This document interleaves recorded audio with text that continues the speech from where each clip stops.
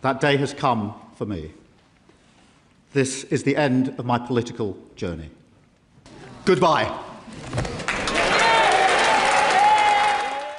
戴英终于迎来了10年第7位首相。7月16日，北境之王、前大曼彻斯特市长、自称社会主义者的伯纳姆当选工党新党首。如果没有人身事故、世界毁灭或懂王疯了一类的小意外他将于20号觐见国王，接任首相。各位觉得他能坚持多久？欢迎弹幕给出答案。大家好，这里是爱英 TV 星辰。冷知识我小不列颠快没北爱尔兰的退休金诈骗团伙是首相活着的足足有9位，再加上这位新人首相伯纳姆，成功达成10日凌空的成就，速度快赶上崇祯换首辅了。而唐宁街10号在职最长的公务员是这位7朝元老、内阁办公室首席捕鼠官 Larry。 现在问题来了，这位伯纳姆是何许人也呢？他到底能否成为新的拯救戴英于水火的天降猛男呢？转发加3连，这就是首相，听戴英说。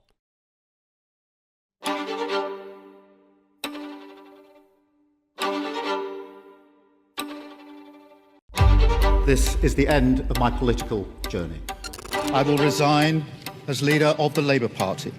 Changing Prime Minister is not a silver bullet. It may be that the Labour Party's troubles are only just beginning.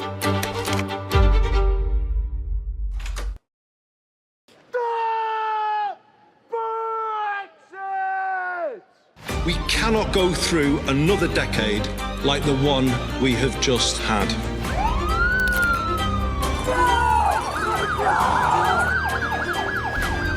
We need to change politics, and we need to do it now. 经常当首相的都知道，以稳定、务实、专业上台的斯塔默和他的前任们不能说是一模一样吧，也可以说异曲同工。遥想24年他率工党以压倒性优势终结保守党14年执政，发誓要为英国带来改变，一时间真是豪气冲天、豪情壮志、豪气干云，豪的选民们那叫一个热血沸腾。没想到仅仅2年不到半，就喜提差评如潮，真可谓政策摇摆不蹒跚，移民经济各一摊，曼氏丑闻千恶案，人人盼着我滚蛋。在经历了要我下台我偏不，逼我下台我偏不下，传闻我下台，官方辟谣不下，6月22日对不起，我要下台了，可把星辰我害苦了哟。同一天，伯纳姆粉墨登场，宣布竞选工党领袖。如果用1个字形容他，那就是众望所归卫报称他是英国政坛唯一一个民调保持正面好感的主流政治人物。5月民调得分高达4分，别觉得低猜猜斯塔默多少？-46。简单铺垫一下基础信息相比老伦敦正米字旗的斯塔默勋爵，伯纳姆1970年出生于工业重镇利物浦郊区，父亲是通辽指定狠人职业工程师。啥？不知道利物浦在哪儿？除了赫赫有名的利物浦球队，这里还是工业革命的大门。80年代，此地所属的苏格兰北部接连爆发1980年钢铁工人大罢工，1984年煤矿工人大罢工，与保守党政府激烈对抗。时任骑兵统帅撒切尔夫人派出3000骑警强硬镇压，大破6000失业工人，史称奥格里夫大捷。小提一嘴2013年4月呢，利物浦举行盛大仪式，开 party 放烟花，热烈庆祝前首相撒切尔夫人死了说回正题，伯纳姆的童年是在工业衰退氛围中度过的，受此影响的他14岁加入工党，之后考入剑桥大学。2001年31岁的伯纳姆出战曼彻斯特，成功当选下议院议员，此后一路飙升35岁入阁成为政务次官，历任文化大臣、卫生大臣。按说如此年轻有为，接下来伯纳姆人生的困难应该不会比 C 罗在世界杯上带球过人次数多，但众所周知不出意外那是不可能的。此后的工党党首竞选他2度惨败，眼看仕途步入铁轨。2017年伯纳姆痛定思痛，跟你们这群虫子在一起怎么能搞好政治，主动辞去议员大位，离开政治中心伦敦，前往当时的英国第3大城市工党铁票仓大曼彻斯特市参选市长，并均以超60%得票率当选。出走前的最后一次出席议会，身为影子内政大臣的伯纳姆拿出大量铁证，逼迫首相特蕾莎梅宣布对英国毒血丑闻展开独立调查，这才有了2024年隐瞒40多年的毒血案公开，首相苏纳克向国民道歉。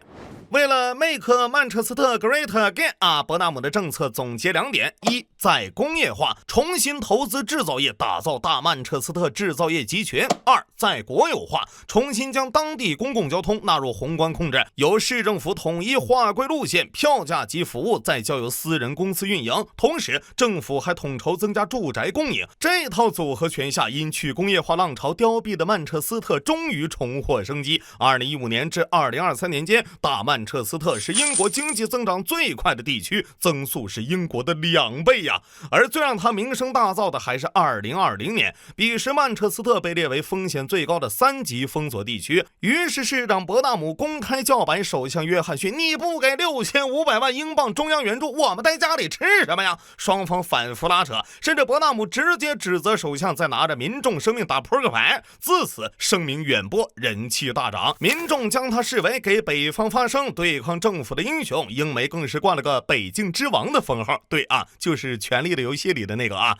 再加上伯纳姆平易近人的形象，将自己15%的工资捐给慈善机构，成立市长无家可归者基金，解决露宿街头问题。在市长大卫连任3届，一直干到2026年，直到工党地方选举大败，伯纳姆重新出山。此时他的心情估计是这样的：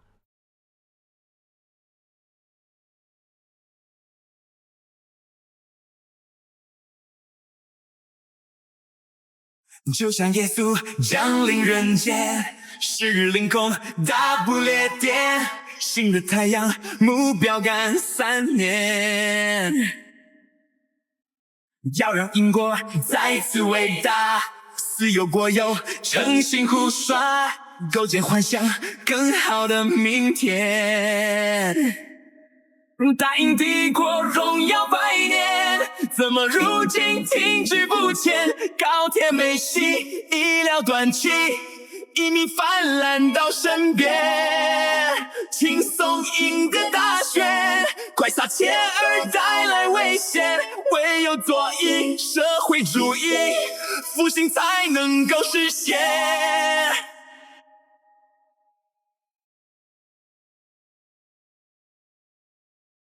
说来也巧啊，5月14日，马克菲尔德选区的工党议员西蒙斯主动辞职让位。6月19日，伯纳姆以过半票数击败改革党候选人，成功补选。更夸张的是在他从曼彻斯特前往伦敦的路上， BBC 开了架直升机对他的火车全程直播。当伯纳姆走进下议院宣誓时，有人高呼罗马有救了，有人喊救世主来了，全场掌声雷动一时间朝野上下对伯纳姆可谓竭诚欢迎不仅如此，竞选党首需要工党国会议员20%提名，但他竞选前一周就拿下了403位国会工党议员中的349人支持，其中包括现任副首相、工党副党魁、财政大臣、卫生大臣等几乎所有内阁成员，直接锁定唯一候选人那么等待英国的是一片光明了吗？弹幕里的吴彦祖可能会好奇，伯纳姆要如何救代英呢？对，曼彻斯特模式。6月30号，他发表了重磅的执政前瞻演讲，我愿将其称之为中国化首先，中是中央集权太多。伯纳姆表示，英国长期被几十个未经选举的文官和政治顾问卡脖子，自上而下管控地方，一直都未能为人民服务，甚至已经崩溃。我要改变伦敦独大的区域格局，将住房、教育、社会福利等关键领域的预算和决策权交还地方。翻译一下权力下放，地方优先。这倒不怪他代英中央有多离谱呢？2025年，东大风电巨头明阳智能宣布与苏格兰合作，投资15亿英镑在当地建厂，合同都拟好了，但中央政府竟然不许，不民主的工厂我不要将这项地方主导的产业投资以国家安全为由否了，导致苏格兰强烈不满。而英国的央地财税体系堪称世界上最畸形，中央收入占90%以上，地方穷得叮当响。所以此言一出，各大地方势力一致好评尤其是苦中央久矣、积极准备公投独立的苏格兰，简直是边举双手边哭着热烈欢迎了。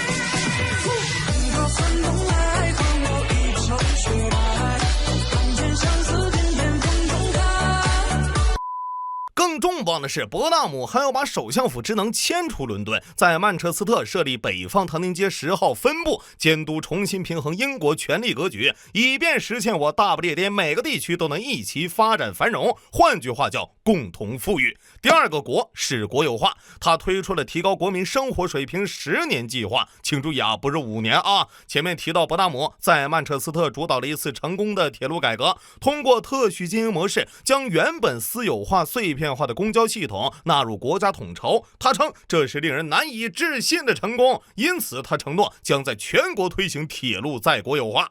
其实呢，这不是他的原创啊。2024年，斯塔默主导的议会就批准了铁路重归国有法案，计划成立国有企业英国铁路公司，统一管理全国铁路网。现在伯纳姆准备再进一步，挑战重启停滞的高铁2号线。他接受采访时承诺，要把前首相苏纳克砍掉的伯明翰至曼彻斯特北段也恢复起来，让人差点相信高铁2号线马上有救了。图啥呢？图160呗。别急，还有呢，通过政府干预改革效率低下、成本高昂的私有化水务、能源、基建等公用事业，承诺启动2战后最大规模的公屋建设计划，声称要打造一个为所有人服务的经济，而不是仅仅为少数人服务的经济。总之，要毫不动摇地坚持私有制为主体、多种所有制共同发展的战略。当然，伯纳姆管这套叫市政化。第三个化是再工业化，这个确实画饼都不好画啊，大致是通过政府投资和公共采购重振制造业，创造更多岗位。饼倒是画的挺大啊，不知道大家对伯纳姆的政策能打几分呢？低情商，他是不是在搞社会主义啊？高情商，他在坚定不移的走英国特色的资本主义道路。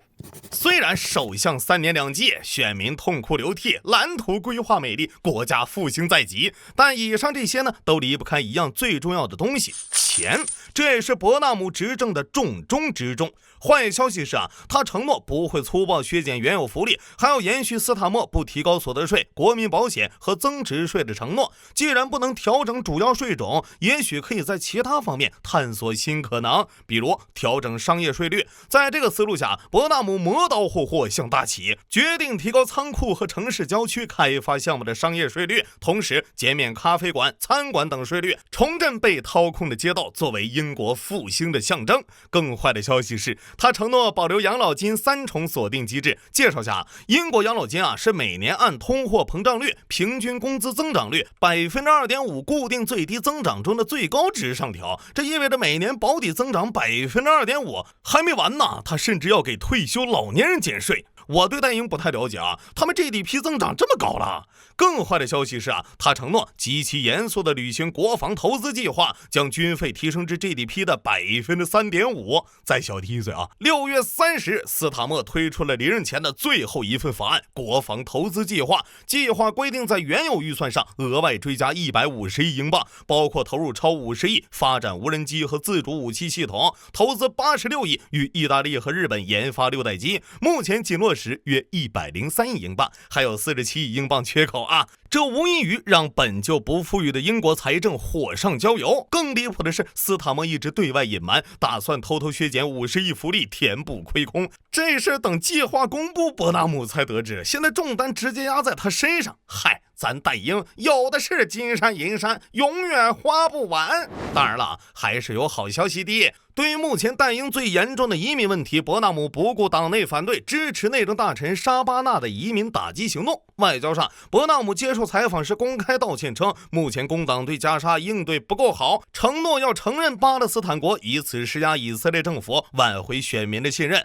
但他也不打算得罪犹太裔，声称英国日益盛行的反犹主义令人担忧，对以军在加沙是否构成战争罪，则认为是交由国际法庭裁定，毕竟正义不能当饭吃，选票才是硬道理呀。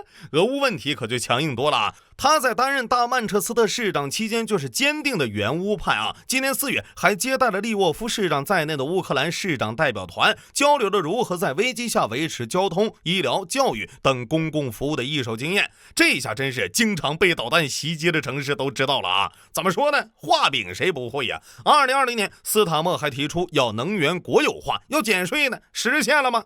一切归根到底都一句话：失去殖民掠夺，再去工业化后，钱从哪儿来呢？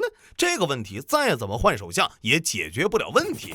北京之王的大火表面上是个人逆袭，实质上老百姓对伦敦上层的政治游戏彻底腻了。不过，即便曼彻斯特模式再动人，当套到7000万人的国家上，难度不是乘法，而是换了一道题。伯纳姆能否把地方经验变成全国解法，不在于口号多响亮，而取决于能否在紧绷的财政和僵化的体制间找出一条发展之道。